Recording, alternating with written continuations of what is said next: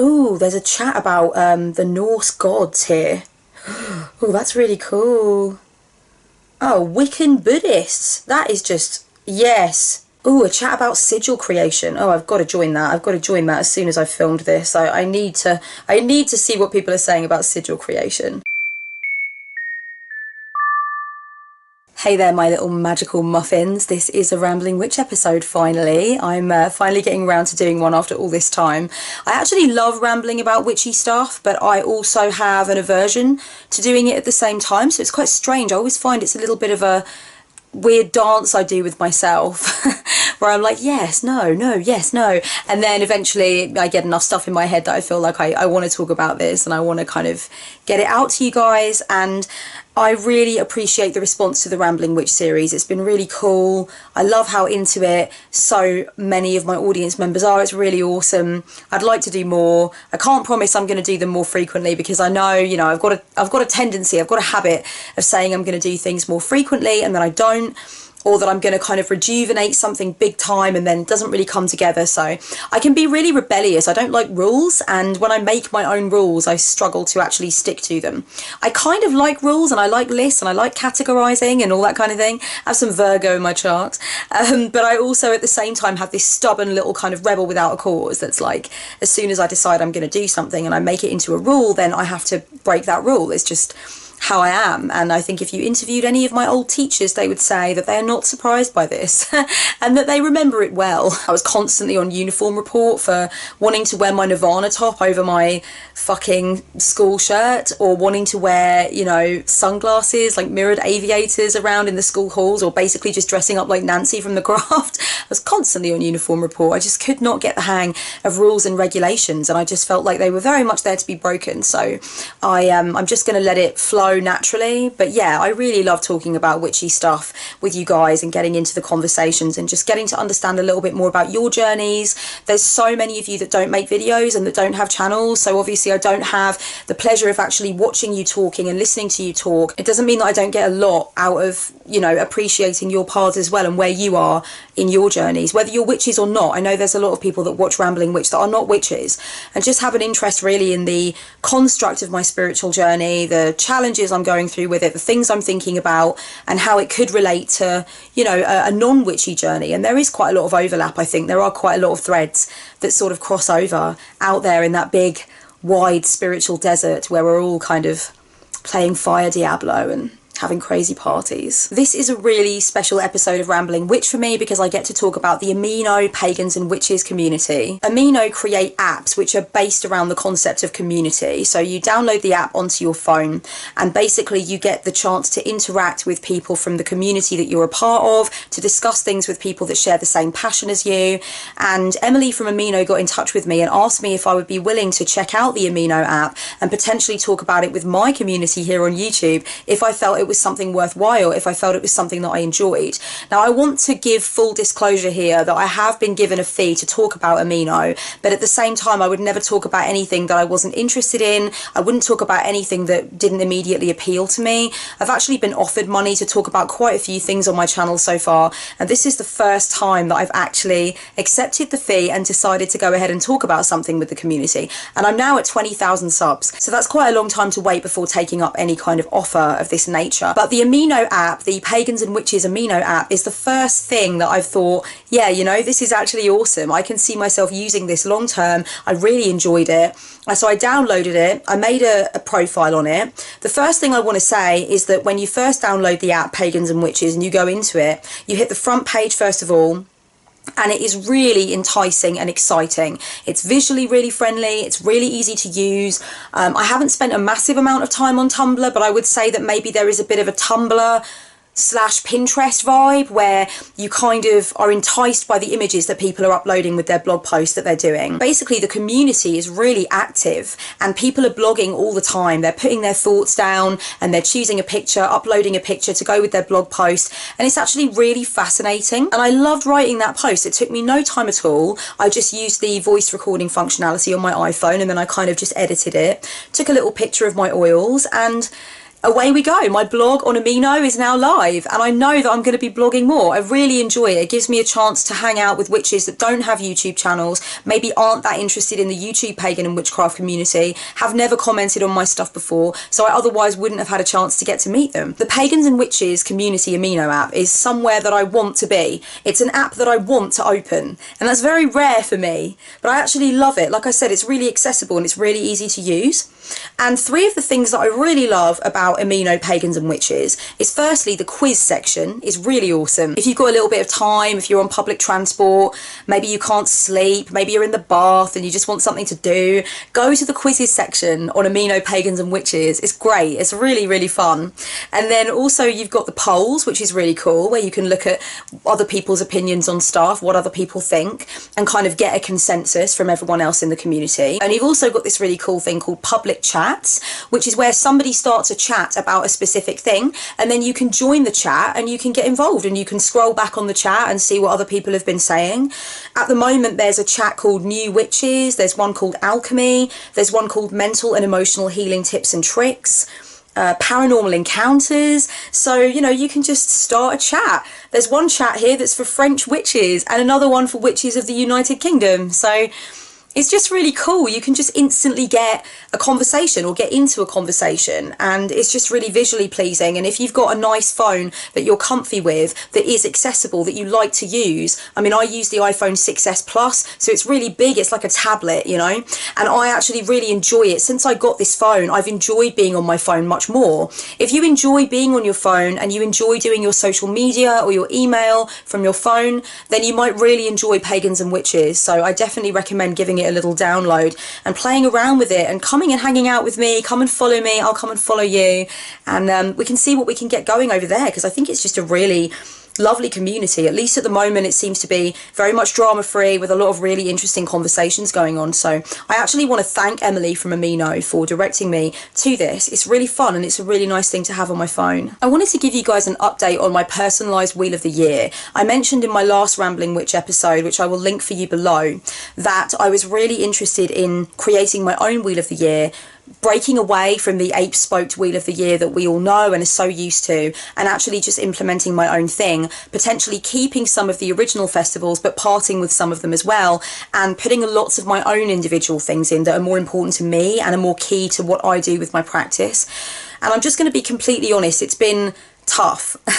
It's been tough, let me just put it that way. So far, every time that I've consciously sat down and tried to work on this personalised, customised Wheel of the Year, there's always been, the way that I can describe it is there's so many different threads, so many different tentacles coming out of this exciting monster of a personalised Wheel of the Year, and I just get really confused. I get really tangled up. I start thinking about one thing, I get really excited about that, and so I start, you know, plotting when I'm going to have that on my Wheel of the Year, and then I start thinking about something else, like something else occurs to me. So for instance, if I'm looking at a certain point on the year, the calendar of the year, and I'm thinking, okay, this would be a good point for this to go in, suddenly I will notice that that part of the year also includes like Jung's birthday or Frida Kahlo's birthday, and I know those birthdays, you know, so then I'll start thinking, oh, wait a minute, what could I do for Jung's birthday? What kind of, could I do a ritual? Should I honour, you know, Frida Kahlo's birthday? What about this person's birthday? What about this hero or heroine's birthday? And I'll occasionally notice things like, you know, saints' feast days and stuff like that, and then it just gets really out of hand, and I start thinking, oh, well, I need something for that and I need something for that. Then I have to take a breather, step back, and agree with myself that I'm going to go back to the drawing board when I'm a little bit more clear-headed. So it's taking longer. It has taken a lot longer than I thought it would. But, you know, I want to mention, and I want to stress this, I don't mind. I'm really not concerned. I feel like my practice is healthy at the moment. It's spontaneous. I am recognising festivals when I want to. I'm not recognising what I don't want to. I'm still following the lunar cycle. I still have the lunar cycle app on my phone to really keep me connected to what's going on there. Sometimes I will do a more elaborate ritual. Sometimes it will just be the lighting of a candle and the repetition of some words of power. But it doesn't matter to me. I don't really feel like I need to be super rigid and super structured. I definitely feel like I would much rather be a little bit more laissez-faire, see where it goes, just chill and see where it takes excites me. I know that I'm going to get there in the end. I know that I'm going to get there in the end and it's going to be really glorious, and I don't want it to be too overcomplicated, and I don't want it to be like a ritual every week that I've got to do, or something that I've got to recognise so frequently that it becomes a chore and it feels like something that I'm holding myself to that's really just taking me out of the moment. So I'm being very careful about that as well. And I'm also giving myself permission, as I'm slowly designing my Wheel of the Year, to break with what I've decided upon, and also just to give myself a trial period with it and know that I can make changes afterwards if I look back and I feel like, okay, the last 3 months of this customised Wheel of the Year have not been quite what I hoped they were going to be. I wish I'd done this instead, or I'd rather do this instead. And then just knowing that when the next year comes along, I can try something different, and I can look back over my written observations of what went right and what wasn't going so well, and just kind of take it from there, really. So it's going to be constantly evolving, constantly progressing. I thought I would let you guys know, because I know quite a few of you said that you would like to know what my finished Wheel of the Year looks like and what I've chosen to include. I may or may not be comfortable with exposing my entire Wheel of the Year and what I've chosen to include. It might be something that I want to keep closer to my chest. I can't really say at the moment, but I do know that I'm the kind of person that does like to keep parts of my practice closer to my chest and not necessarily disclose them. So I don't know what I'm going to be prepared to divulge and what I'm not, but I just wanted to let you know that it has been a sticky business, a little bit like wading through treacle, and I'm just trying to enjoy it and trying not to get too bogged down in it, and trying not to see it as something that I wish I'd never started, but actually just as something that is an interesting exploration for me, you know. So I'm just trying to kind of stand apart from it and recognise how I feel as I'm going through this exploration and this kind of exciting design period in my spiritual journey. I wanted to chat a little bit today about changing up the altar, changing up the aesthetics of the altar, changing up the layout, and whereabouts I find that that is the most useful for me, and when I tend to find that I'm doing it. I don't change up my altar for each point on the Wheel of the Year. I know that that is a very common thing with witches, and it's definitely something that used to resonate with me a lot, but it doesn't resonate with me so much anymore. Actually, my current altar setup has pretty much been the same for quite some time now, months and months and months. There have only been a few changes, just a few small tweaks, since I actually did my altar tour. And I would say that from memory, that would be the inclusion of my Blessed Virgin statue, which I found in an antique shop, and I love it, and a little bit more Virgin Mary imagery is going on. I'm not sure that that was there when I did my altar tour. I can't really remember, but there's a pink frame now with a Virgin Mary in it and a couple of other bits and pieces Virgin Mary-esque, Virgin Mary related. I also have changed my image of hell. It's now no longer an image that was done by another artist. I actually found the time and the inclination to sit down and create my own image of hell, which I'm really pleased with. And that is something that was obviously a really meaningful thing for me to add to the altar. And lastly but not leastly, I actually keep a lot more of the practical stuff on my altar now. So I've made room on my altar for both of my decks of cards and also my shadow work journal and my book of mirrors. I've made room for those things to actually be on the altar, so they're not down the side of the altar anymore. There's something that I permanently keep on the altar, and my gratitude journal as well is also on the altar as a kind of full-time thing. And that is to encourage me to use them more, to write in them more, to remind me that that is a part of my spiritual journey. It is a part of my self-development practice. It's something that I want to give myself to more and encourage myself to do more, is write, record my observations, draw cards and that kind of thing. So really a lot of the altar work that I'm doing in the last few months particularly is really that deep contemplation, and so I want to have the books and the decks and the pen actually right there, you know, so it's not an afterthought and it's not something I really have to remind myself to do or push myself to do. It's literally right there next to the incense and the candles, as if to say, like, you know, if you're going to sit down at your altar, you're going to be doing some writing, you're going to be slinging some cards. I have slowly been developing in my mind a new aesthetic for my altar. I'm definitely going to be going back to a lot of pink. That's a cycle that I'm always on when it comes to aesthetics for my altar. I love pink. I find it a very energizing colour. I find it to connect me to the divine feminine. I find it to be a colour that makes me happy. It really kind of invigorates my inner child. It brings out my inner artist. It makes me feel very bubbly. It makes me feel very sexy. I love pink. It's just a thing, you know, that I love it. So I'm going back to pink in a big way. I'm going back to artificial flowers in a big way. I'm going to have a completely different centerpiece, which I think is going to include a mask. mask. And I'm also going to have a couple of representations of the Divine Masculine, which are going to be very much connected to images of the Divine Masculine and experiences that I've had with the Divine Masculine over the last 6 months. So I'm really excited to include that. I feel like the Divine Masculine is speaking to me in a deep way. Some archetypes are coming through that are just so...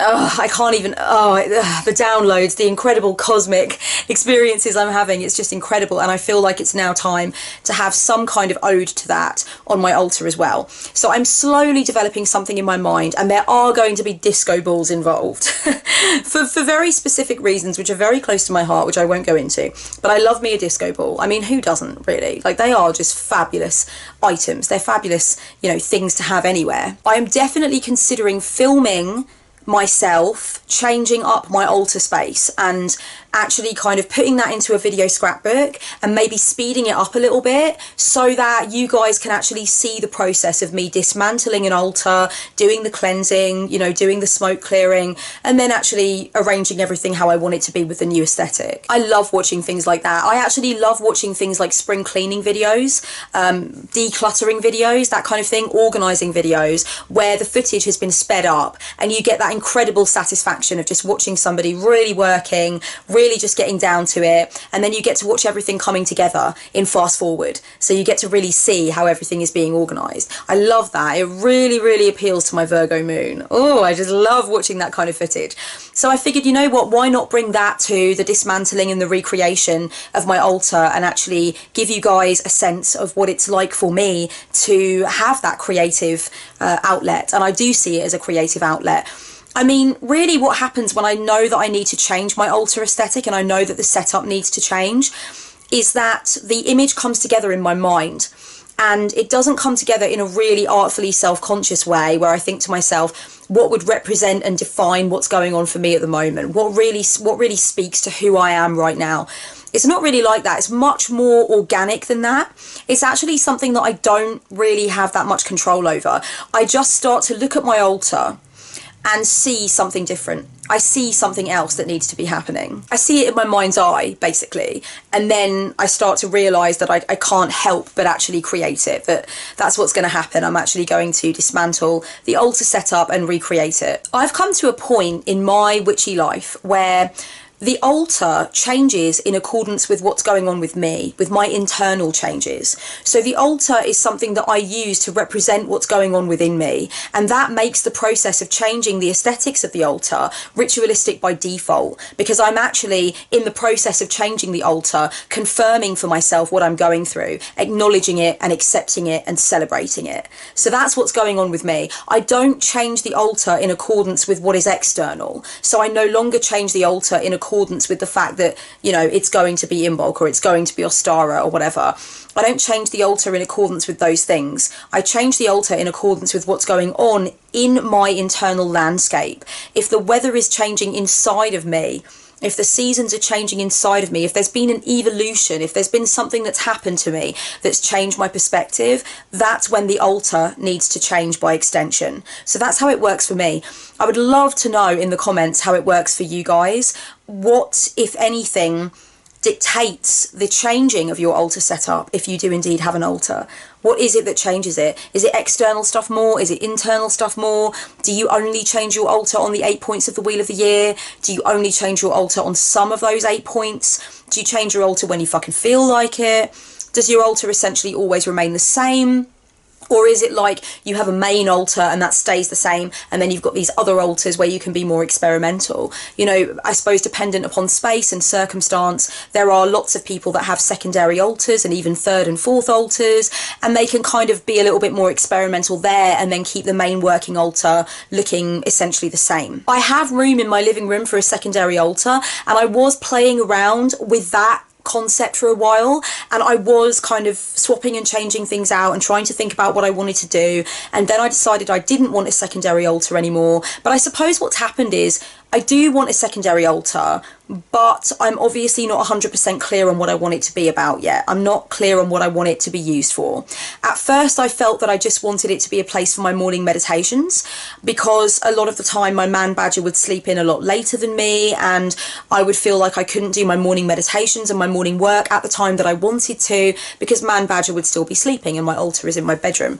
So at first I wanted it for morning meditations, then I wanted it as a kind of divine masculine altar, then I wanted it just to represent my patron deity, and then it just got really confusing and I was like, what is going on here? What do I want this to be? So I've kind of just cleared it off, and it's now just housing a few books of mine that are in my to be read list, and I'll come back to it and I'll figure out what I want to do at another time.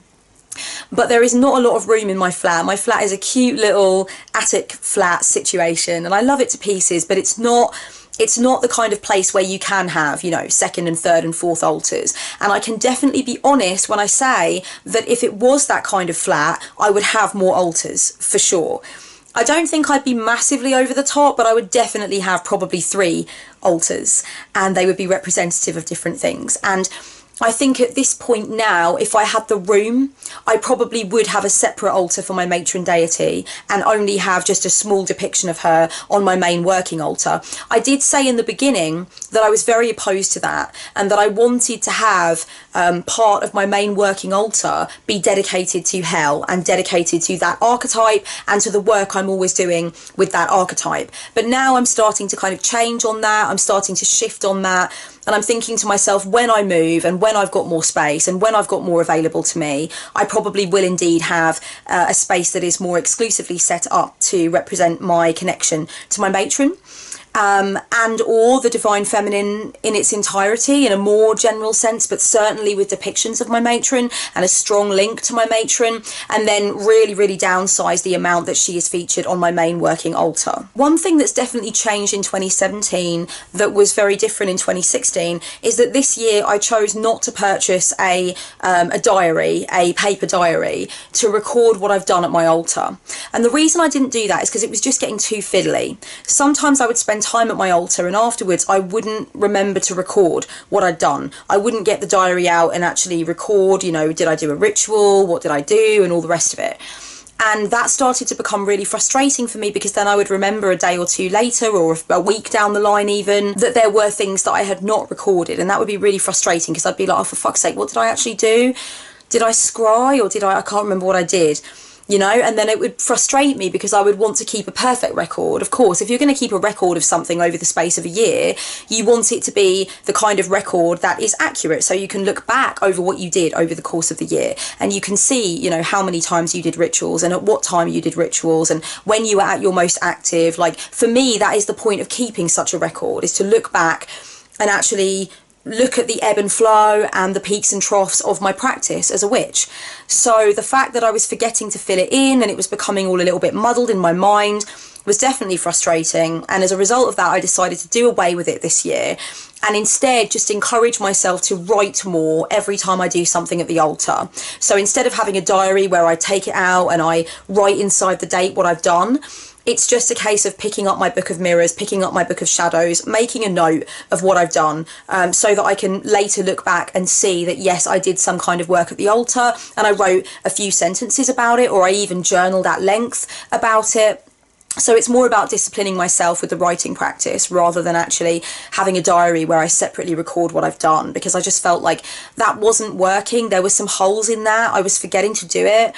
And, you know, that's just really frustrating when you're trying to keep a really clear record and you're not succeeding in doing so. I've definitely come to a point on my journey where my self-development explorations and my spiritual explorations are closer than they've ever been before. I've definitely been the kind of witch that's gone through certain hang-ups and confusions about the extent to which I'm supposed to bring my personal life to the altar space.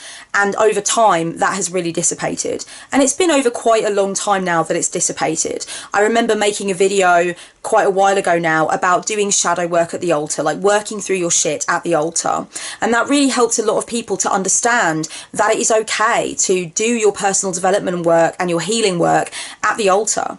and that, you know, your spiritual life, your witchy life is not supposed to be devoid of your personal experiences. It can be absolutely entangled with your personal experiences, and we get the most spiritual learning done when we're prepared to look at our journey of personal development and our journey of trials and challenges and actually relate that to the spiritual side of life and to the mythopoetic side of life. Whenever I spend time at my altar, I'm a better person afterwards. I'm calmer, I'm more centered.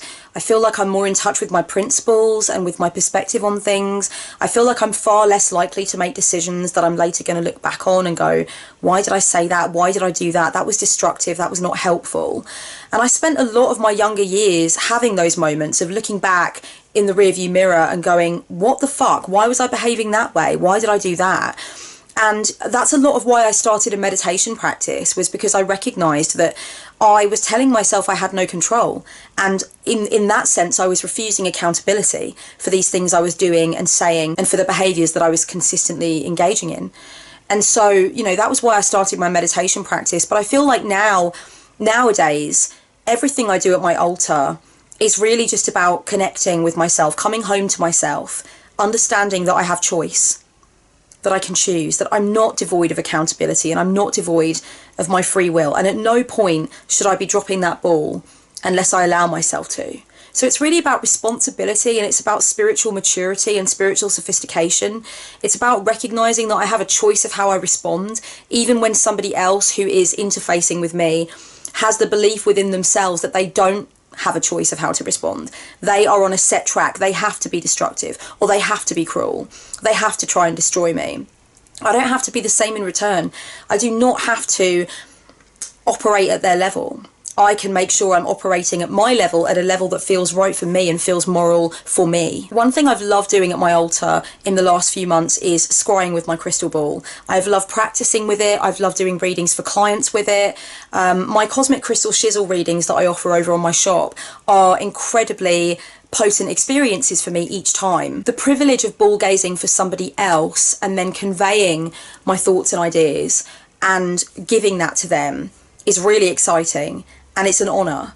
And I love my crystal ball. It was a fantastic investment. I'm so pleased that I bought it. I couldn't be happier. Not only is it aesthetically gorgeous and really exciting, a really exciting piece of witchy kit to own, but it's also really opened me up to so much about my own capabilities. And it's been something that has helped me to reach conclusions about things over which I was actually incredibly confused. I made some notes for a scrying video ages ago, and it was just before I took my great big hiatus. So the notes have just been sitting there in my folder. I'm looking at them right now, eyeing them up, thinking I've got to make that scrying video. So I will do that very soon. It's basically just going to help you to understand more about the techniques that I've been using, the way that I have been improving, and the way that I feel that scrying works and how it can be best effective. I just spontaneously now, before I finish up this episode of Rambling Witch, want to talk a little bit about 4 of my favourite tarot readers that have done readings for me.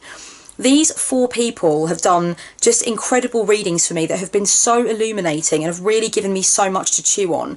And I just want to take this moment to name drop them and just talk a little bit about them and their skills. If you're looking for readers to maybe put on your list of your wish list of people you'd like a reading from, or you'd like to try a new reader and you would like a recommendation from somebody who's really interested in tarot, open your ears for the next few minutes, because these 4 people have given me awesome tarot readings that have really, really created a positive change inside me, and they've really been a joy to receive and to work with. So the first person I want to talk about is Ariel from Maven Unmasked. I've had 2 readings from Ariel now, I believe, and you know, the way that Ariel does her readings is just so sensitive and straight to the point. A lot of information provided, but in a compassionate way, and in a way that doesn't make me feel like I'm being completely overwhelmed, in a way where I feel like by the end of the reading I know where I'm going. Ariel has a YouTube channel as well. Go and subscribe to her YouTube channel if you haven't already. I'll link that below underneath her shop. She does really awesome readings, like forecast videos. She gives insights about all kinds of spiritual topics. I really love listening to her talk, and I want to recommend a specific reading that I've had with Ariel that I really enjoyed. It was the Angels, Guides and Goddesses reading that I thought was really good, and I'll leave the link for that specific reading below as well if you want to actually check that out. I actually printed out my Angels, Guides and Goddesses reading and left it under my altar, and I've taken it out quite a few times and used it. It's been great. It just connects you with a higher vibrational energy, be it you know, a goddess or a guide of some kind, a disembodied intelligence that you need to hear from right now to help you through what you're going through, which I thought was a really good idea for a reading option, and it just really helped me. So yeah, Ariel from Maven Unmasked, absolutely love her reading style and really enjoyed the results. My most recent reading that I purchased was from Siobhan. It's Siobhan's Mirror, and that was incredible. That was a video reading that I received from her, and this time the reading was about something that was it was a sensitive subject. It was something that was very raw for me. There was a lot of pain around this issue, and I felt like Siobhan really got that and understood it and worked with the cards in a way that held space for me to experience that rawness, whilst at the same time getting the advice that I needed and coming away with a really clear sense of what it was that I needed to contact within myself and what it was that I needed to focus on. It was an incredible reading, and I did cry. At the end of the reading, Siobhan put forth a couple of insights that really hit me right in the centre of the soul and were what I really needed at that moment. And it was profound. What Siobhan said was actually very fucking profound, and I couldn't believe that it was something that I hadn't come to on my own. But isn't that the great thing about spiritual guidance, is that someone can say just that one thing, just that one fucking sentence or two sentences that really bring the light in, and you're like, whoa, why didn't I think of that? I really enjoy Siobhan's online presence. I got to know Siobhan via Twitter while we were chatting about #TarotSoWhite and stuff like that, and I enjoyed Siobhan's perspective on stuff, so it was really cool, and I really do recommend definitely considering Siobhan's Mirror for a reading if you're looking for something deeply psycho-spiritual, super meaty that you can really work with. I want to mention Katrina Clarke from Phoenix Rising.